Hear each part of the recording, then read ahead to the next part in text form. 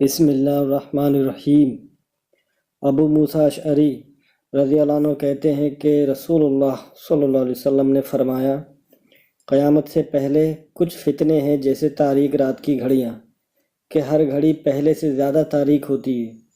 ان فتنوں میں صبح کو آدمی مومن رہے گا اور شام کو کافر ہو جائے گا، اور شام کو مومن رہے گا اور صبح کو کافر ہو جائے گا۔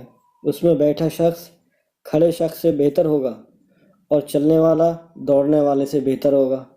تو تم ایسے فتنے کے وقت میں اپنی کمانیں توڑ دینا، ان کے دانت کاٹ ڈالنا اور اپنی تلواروں کی دھار کو پتھروں سے مار کر ختم کر دینا۔